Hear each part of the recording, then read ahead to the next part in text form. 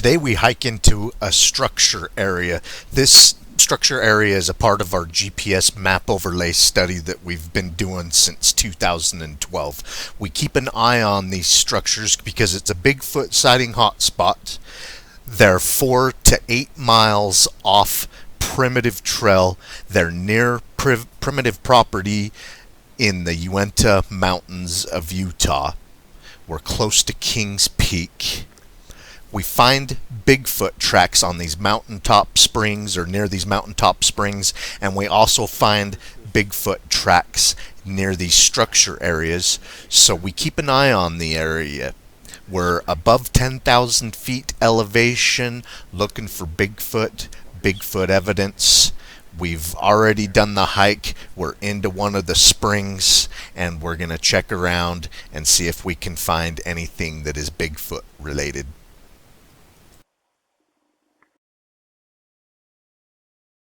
Just found that one suspect Bigfoot looking track, and this one it looks like it dug its toes in right here. There's the hill. I can see the hill coming back there. Okay, yeah, I don't know if you guys can see the hill impression back here. It's a real good impression. We're talking 17-inch track, 17 inches in length. And at the widest is 7 inches wide right there, right below the toe splay. And it drove its toes in pretty hard right there, and you can tell that that's where most of the weight was when it stepped right there. You know, if this is a Bigfoot, I mean, I don't know what other animal out here is going to make this Bigfoot shaped impression, but here's its heel. I didn't see the heel right away because the heel didn't press in as deeply, but you can tell it slammed in deep. So it's heading this direction, and Caleb and I are going to go up ahead and see if we can find any more tracks in this trackway. So 17 inches long, 7 inches wide. Beautiful. Caleb's got a 10.5 shoe, so I also have a 10.5, and with my shoe on, my shoe's 12 inches long, and this is 17 inches long. Caleb's got his heel lined up directly with its heel, and I want to zoom in and see if you guys can see that heel impression. We can see it here without a problem, but it didn't put as much weight on its heel when it took this step as it did driving its toes in at the front. Just a beautiful track near the water source, and this is a place where we often find suspect Bigfoot tracks. We'll continue to look for more Bigfoot evidence. Just trying to find the next footprint. You know, that footprint that we just filmed is right beyond the tip of that little bush right there. It's just on the other side, and it stepped off pretty hard, and we're looking for the next step. Well, that's, you know, only an 8-foot jump, and, you know, it was having to put some power right there in its toes to launch itself up onto these logs. And you can tell that something steps on the top of this log often, and I jumped up here and I can hardly shake it. It's a pretty solid thing, so it may have very well leaped up onto the log or cleared it. And then where did it leap? You know, did it leap next to this rock? You know, Bigfoot are known for not wanting to leave tracks. You know, we only found 2 over there, and now we're finding ways that it could legitimately not leave a track.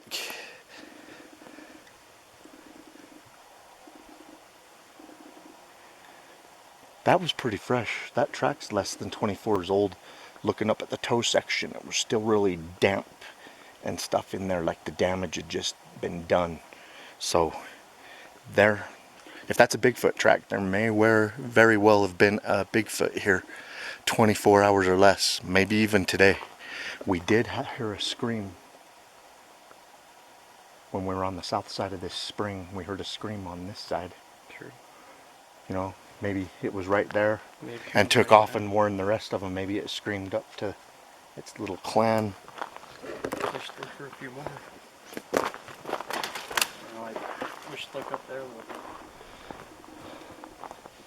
Well, I want to look around the spring a little bit more where the ground's soft. Closer to the edge of the spring, it's softer and moister, and it'll accept a footprint. So let's look around and see if we can find where they're getting drinks of water.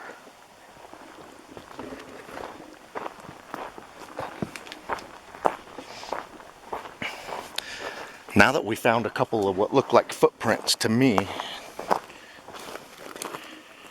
you know, there's a lot of damage right there. It's not a definitive print, but it looks like a flat foot coming down to the water.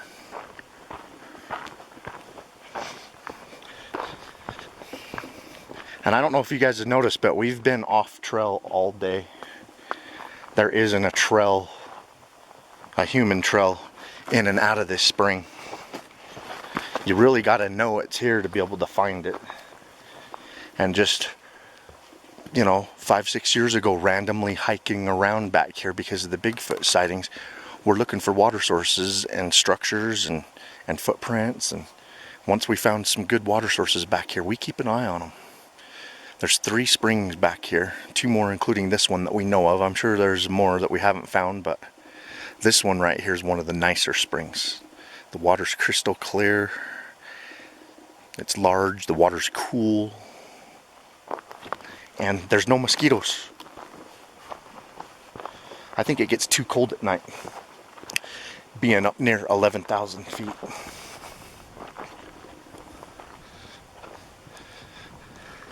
And just beautiful, look at that.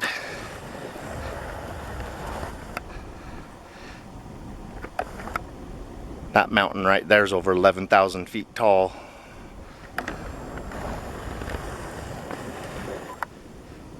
That's the direction we hiked in from.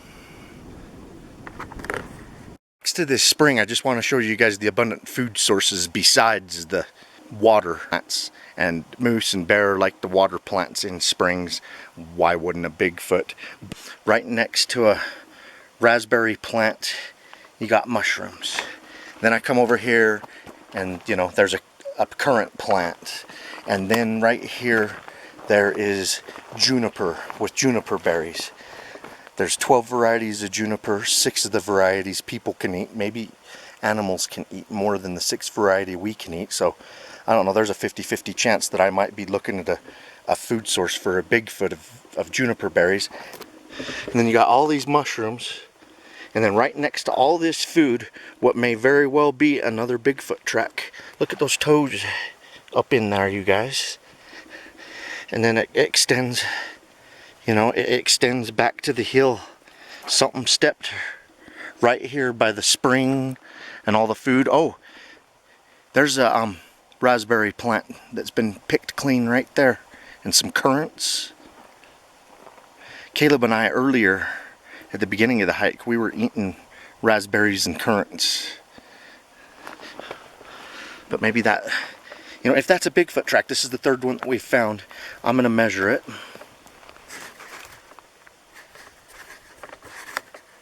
Wow. I hope you guys can see this. The sun's going down and creating long shadows.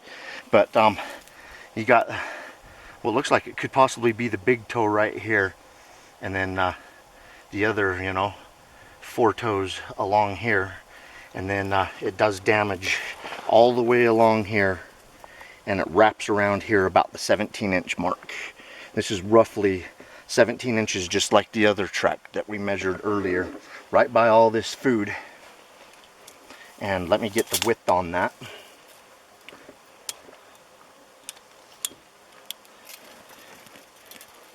Up at the toes, we're getting about 7.5-inch splay, almost 8 inches up at the toes.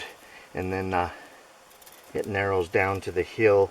The heel looks like the heel tapers off down to about 5 inches. It had to have been heavy. It did a lot of damage for us to be able to see it that well right here. I mean, I'm having a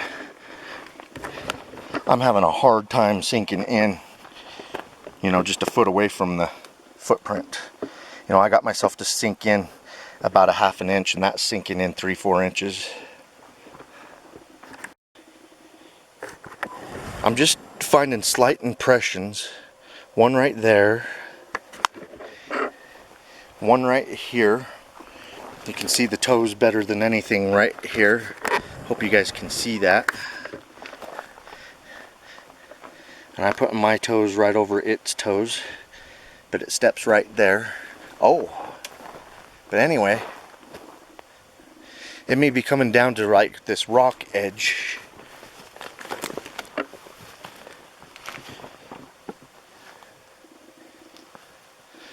I mean, you come right up to the edge of these rocks and get a drink.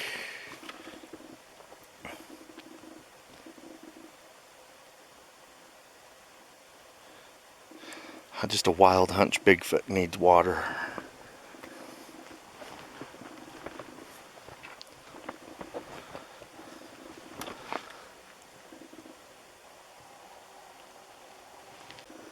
Not saying the Bigfoot eat these, but more mushrooms near the footprints, the water. We're starting to work our way back a different way because the sun's getting low in the sky, and we weren't planning on sleeping the night out here, so we're gonna go back to base camp for tonight. Beautiful, beautiful spot.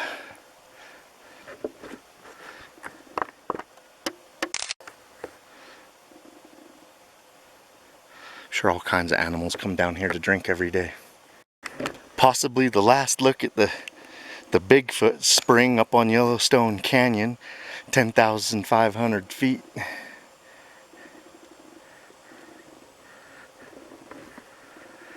We'll keep our eye open for structures. We have like 5 or 6 structures GPS'd back here.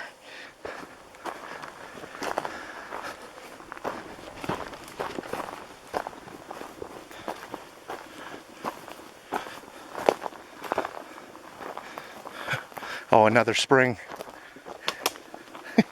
Wow.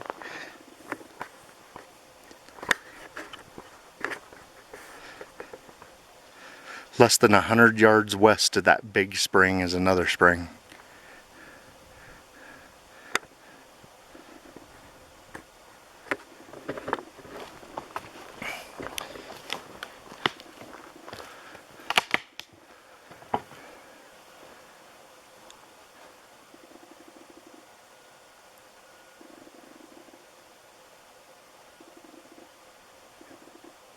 We're not into wood knocking, but inadvertently we sometimes will break something that makes a wood knocking noise, so inadvertently we would knock to the Bigfoots once in a while.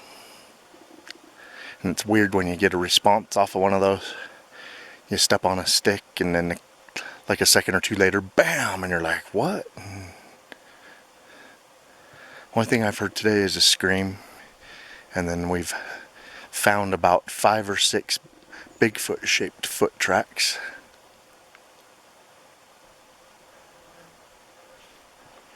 Beautiful day.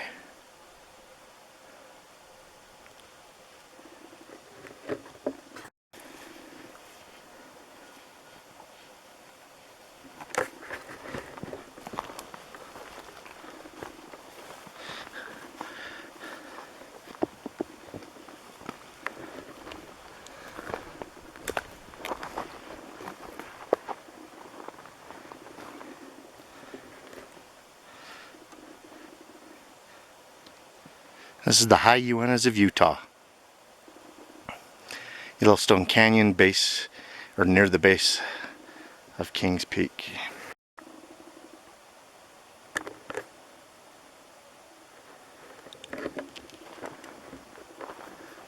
This reminds me of what I do. Something maybe a human would do is when I see thistle and stuff like that, I smash down the plant because I don't want it to hit my legs, and of course the bottom of my feet, you know, my shoes, it ain't gonna do anything to me. And you know, I'm also doing it with the possibility of I want to kill it. I hate this'll sting in my legs and stuff, so we didn't do this. We just come upon it. It's actually starting to die, turn a little bit yellow, so it looks like it's happened several days ago, but I mean, Was that on purpose? Is there some animal intelligent enough to say, you know, I hate thistle? And so they smash it. Not saying it was Bigfoot, but that's something I would do. I've smashed, especially when I'm fishing, I'll smash down the thistle in the area so I don't get stung.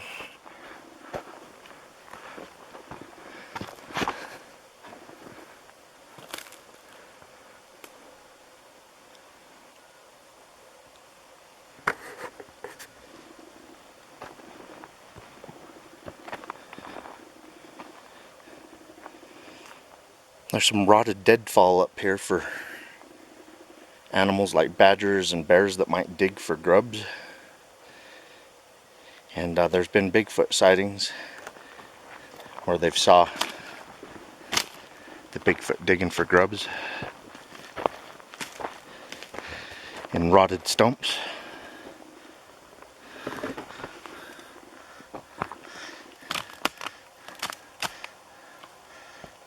That's a little Bigfooty shaped. However, I don't see a hill. All I see is the front of the foot.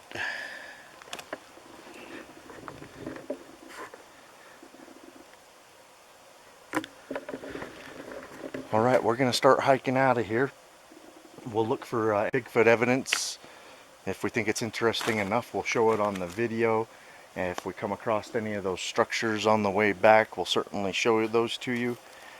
I hope you enjoyed this Bigfoot expedition into Yellowstone Canyon. Keep on squatching. We're going to keep on watching. I think it's the other way around. Keep on watching. We're going to keep on squatching.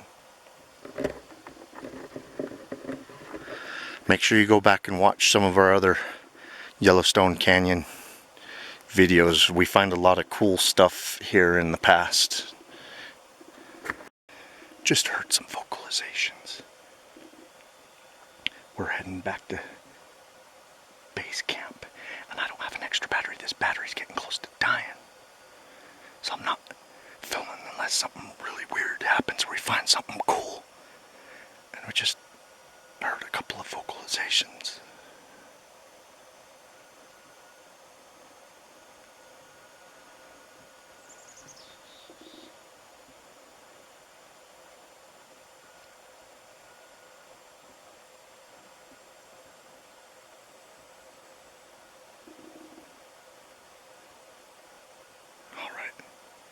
I need to conserve battery space.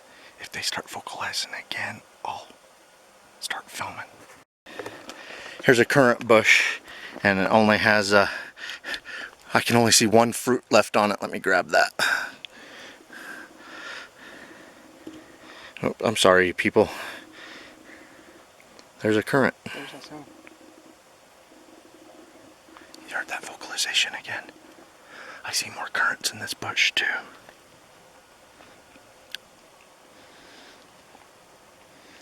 They're so good.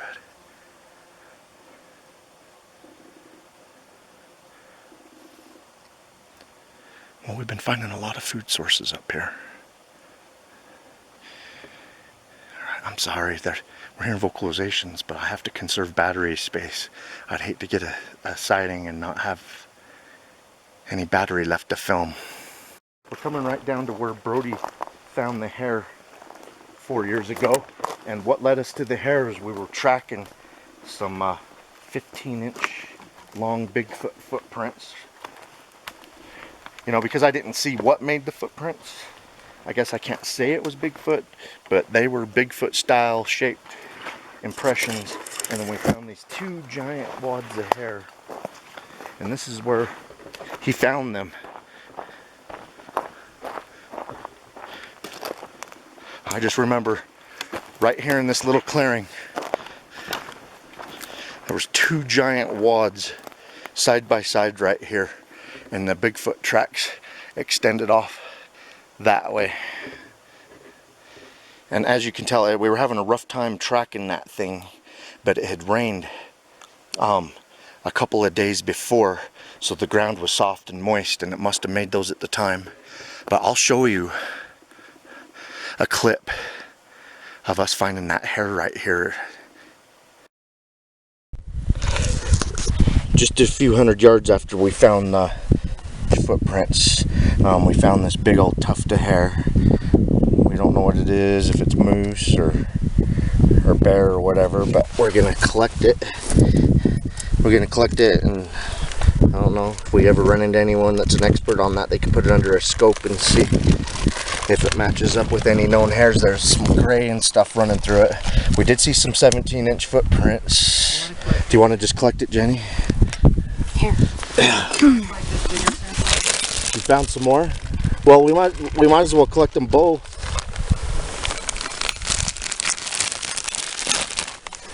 Yeah, we found a 17-inch footprints last week, so if that happens to be Bigfoot, maybe it's a 17-incher. Maybe he's an old one with gray running through him. I don't know. The alpha male up here is pretty damn raunchy. Look, there's more hair. It's gray too. There's so much gray through it.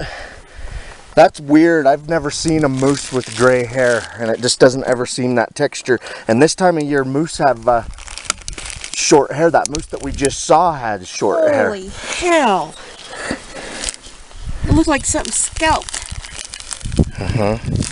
Well, we're not sure if this is Bigfoot hair, but if we can find an expert to analyze it for us, we'll be more than willing to give them a sample.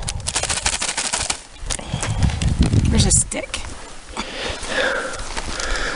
Across this meadow in those trees over there is where we saw a moose, and it was a young moose. He's just a couple years old. He had a pretty good rack for his age and everything though, but he definitely didn't have gray running through him, and he didn't have this long hair.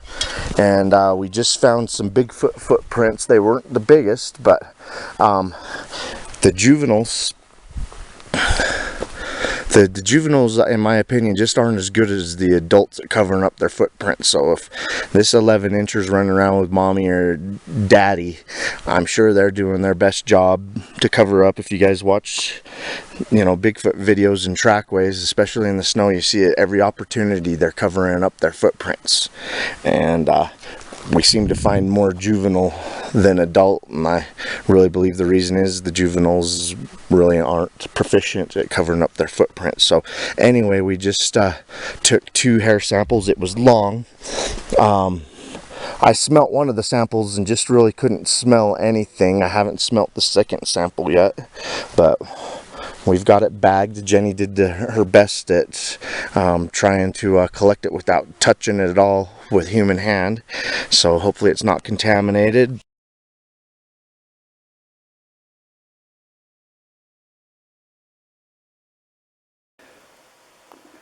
It's just crazy.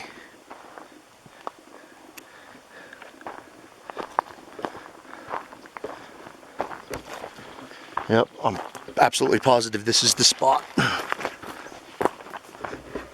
All right.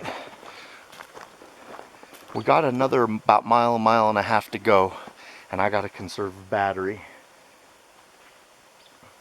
Hope you guys enjoyed this video. We find anything else cool on our hike out of here, we'll certainly show you. Keep on watching. We're going to keep on squatching. After we had found that hair over there in that tree line, we come across this small clearing to where we are now, because we found a few what looked like its possible tracks, and we tracked it into these trees, and we tracked it all the way up to that like homesteader's fence, and that's where we found one that was good enough that we actually casted. Had some good toe separation, kind of in a flat enough spot that you could cast it and stuff. So that was a pretty good expedition that time with the hair and the footprints.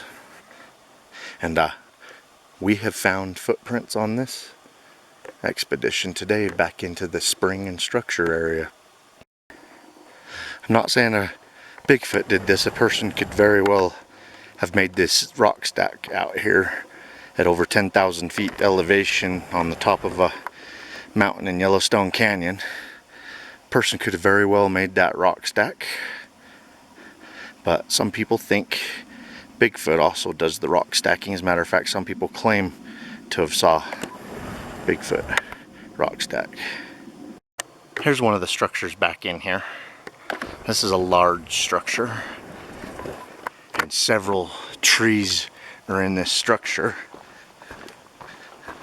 You know, something has just lifted dead logs and thrown it up there. Something or someone, maybe people did this, they threw these relocated logs together to make a large structure. This is only a couple hundred yards from where we cast that 15-inch footprint 4 years ago back in here. Not saying Bigfoot did this, but some people think that they make these structures for communication or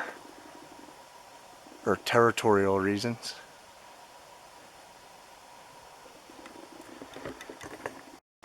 We just found next to this structure where a log got pulled up out of the ground.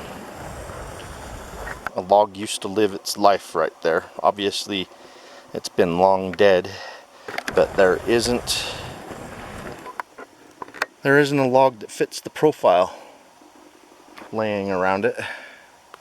So, you know, is it that one right there? Did something pick that up and start making a structure right there next to a structure that it's already built or it's working on? There's places where it appears that they make structure complexes. They'll build like 3, 4, 5 of them in an area. So, I don't know. We don't know what they mean. May perhaps be marking the territory of alpha male. Who knows? Large logs.